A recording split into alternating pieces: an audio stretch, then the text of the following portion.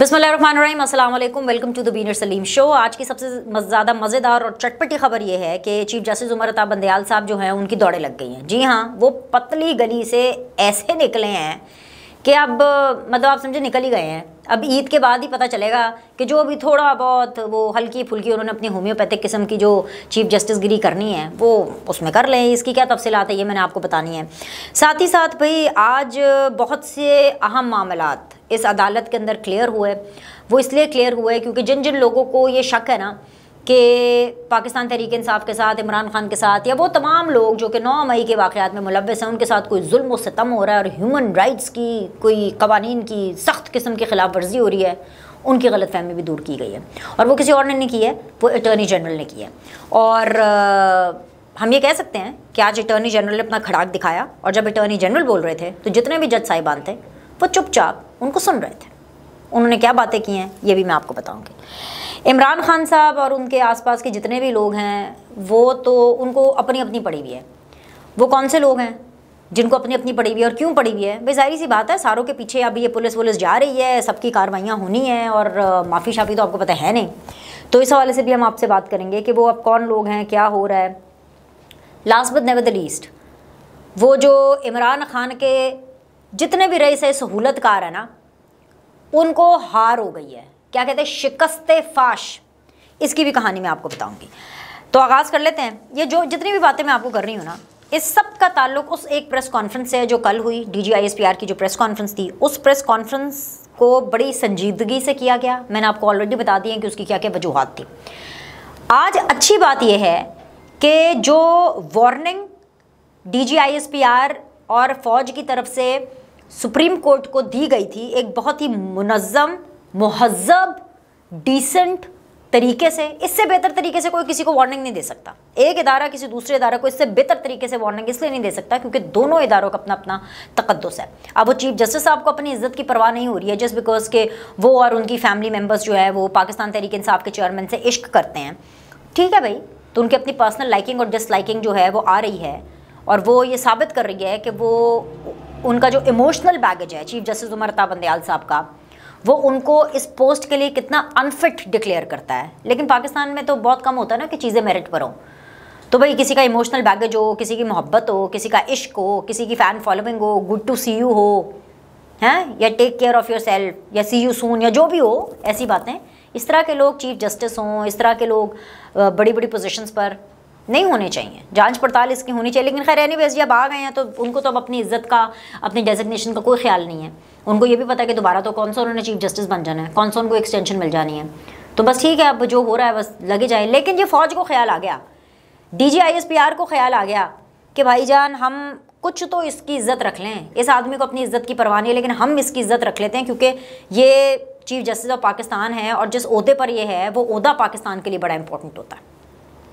ठीक है, अब उन्होंने जो कल वार्निंग दी थी DGISPR ने, उसको उमर अता बंदयाल साहब ने ले लिया सीरियस, थोड़ा सा सीरियस लिया। एटलीस्ट आज की कार्रवाई से तो पता चला कि उन्होंने सीरियस लिया है।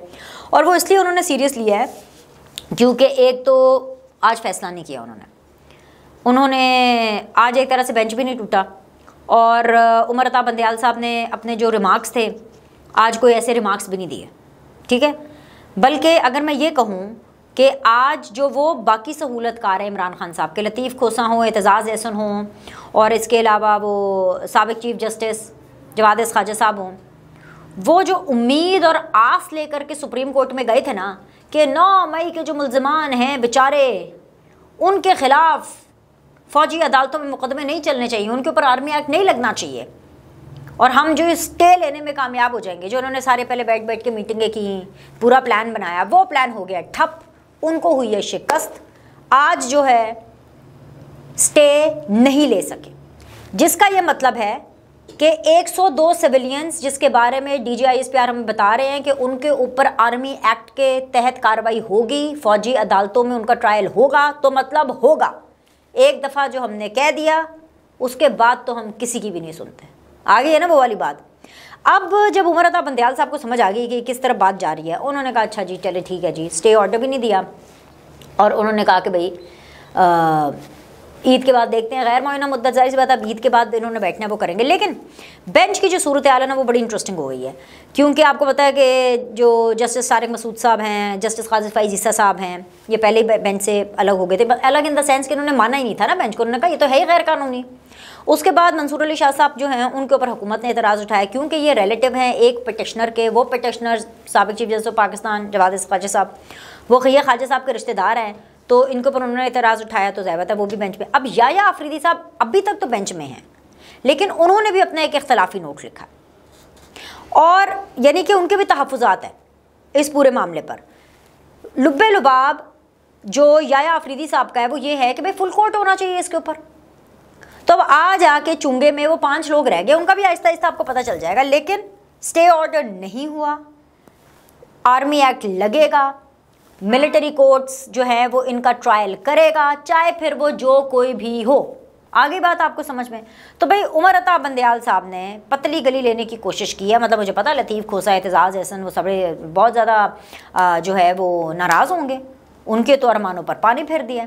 वहाँ ज़मान पाक के अंदर अलग एक तूफ़ान आया हुआ है। भाई ज़मान पाक में क्यों नहीं तूफ़ान आना? एक तो ये कि सेनेट और कौमी असम्बली के अंदर वो जो लाइफ टाइम डिस्क्वालिफिकेशन है उन्होंने अप्रूव कर दिया ना, कि जो अब लाइफ टाइम डिस्क्वालिफिकेशन है, ऐसी कोई डिस्क्वालिफिकेशन नहीं होती, बस उसकी मुद्दत 5 साल है।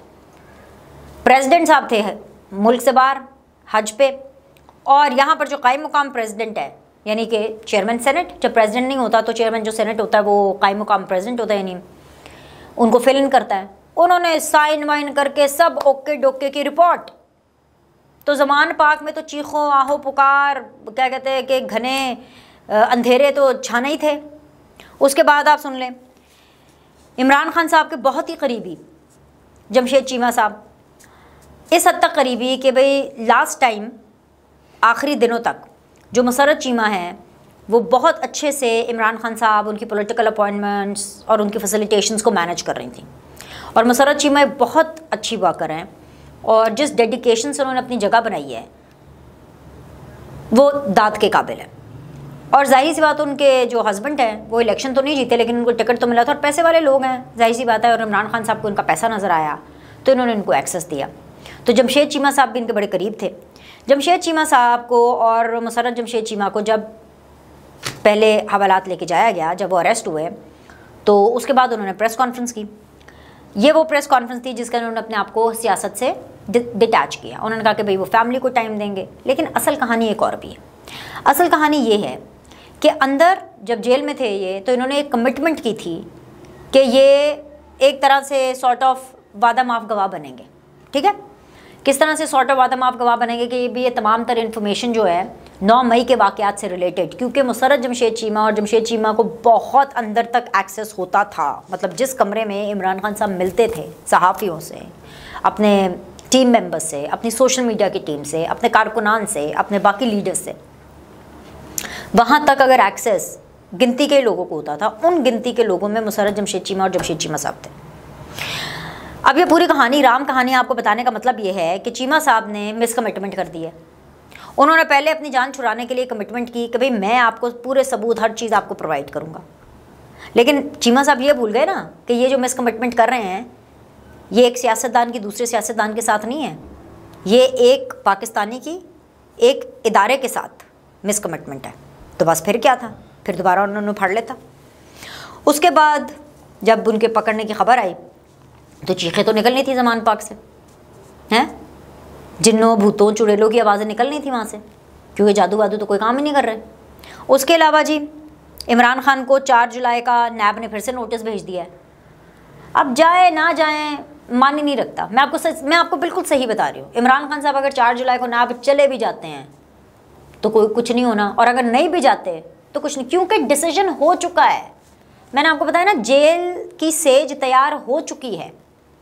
और सिर्फ जेल की सेज की मैं बात नहीं कर रही, क्योंकि इमरान खान मास्टरमाइंड है, तो इनका मुकदमा भी मिलिट्री कोर्ट में चलेगा, इनका भी आर्मी एक्ट के ज़रिए ट्रायल होगा, लगेगा इनके ऊपर आर्मी एक्ट, ठोक देंगे ये आर्मी एक्ट इमरान खान के ऊपर, और इसका फैसला हो चुका है।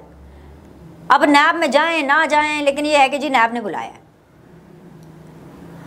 तीसरी चीज़ इस हवाले से कि जो चीखे पुकार और हर चीज़ सुनसान, अब ज़ाहिर क्या सुंजियाँ हो जान गलियाँ विच मिर्ज़ा यार फिरे, यही वाली इस वक्त हालात हैं ज़मान पाक के अंदर। आप बाहर जाके देखें, ना बंदा ना बंदे दी ज़ात। पहले वो जो एक मेला लगा हुआ था ना, पूरा एक बाज़ार लगाया हुआ था इन्होंने, खाने पीने के हैं, पूरा एक मीना बाज़ार चल रहा होता था। 9 मई के वाक़यात के बाद ऐसे तितर बितर हुआ है ना, सबको अपनी अपनी पड़ी हुई है। ये क़यामत का मंजर है, जैसे क़यामत वाले दिन हम पढ़ते और सुनते हैं ना कि क़यामत वाले दिन हर एक को अपनी अपनी पड़ी होगी। पाकिस्तान तहरीक इंसाफ और उनके लीडर्स और उनके कारकुनान पर ये क़यामत की घड़ी है, क्योंकि सबको अपनी अपनी पड़ी हुई है। उस्मान डार साहब का पता नहीं चल रहा, पुलिस छापे मार रही है उनकी, कभी फैक्ट्री जा रही है, कभी, क्योंकि अब अगली बारी उस्मान डार की है। उनको और उनको भाई के ढूंढने की कोशिश की जा रही है, लेकिन नहीं मिल रहे। तो अब ज़रूरत है, जब ऐसी खबरें आपको मिलेंगी तो ऐसे में आपको लगता है कि इमरान खान साहब जो हैं वो सुकून में होंगे। तो इमरान खान साहब, ऐसे में 2 ट्वीट्स में से इमरान खान साहब की आपके सामने रखना चाहूँगी। एक वो ट्वीट जो उन्होंने शहरियार आफरीदी के बारे में की, जिसके अंदर वो कहते हैं कि जी शहरियार आफरीदी जिन्हें महज इसलिए खौफनाक हालात में रखा गया है कि उन्हें तहरीक इंसाफ से राह जुदा करने पर आमादा और मजबूर किया जा सके, आज इंतदासी दहशतगर्दी अदालत में अबतर जिस्मानी और जहनी हालात के बायस गिर गए। कुछ रोज़ कबल तहरीक इंसाफ के वो कारकुनान जिन्हें पुलिस की गाड़ी में भर कर लाया गया था, इस शदीद गर्मी में दम घुटने से बेहोश हो गए। इन लोगों को जो तहरीक इंसाफ पर सितम ढाने और उसे कुचलने के लिए कानून और इंसानियत की हर हद पामाल कर रहे हैं को मेरा पैगाम है कि आप कुछ भी कर लें, हम आपकी इस यजीदियत और अपनी हकीकी आज़ादी के लिए आखिरी दम तक जद्दोजहद जारी रखेंगे, माँ सदके जाए। ये ट्वीट मैंने पता क्यों पढ़ी है कि शहरियार आफरीदी साहब का जो दुख इन्होंने इस ट्वीट में बयान किया है कि जी हब्स थी, गर्मी थी, दम घुट गया। तो जब कोर कमांडर लाहौर के घर के ऊपर आग के गोले बरसाए गए, जब वहाँ पर आग लगाई गई, उनके घर के अंदर जो लोग थे उनका नहीं दम घुटा।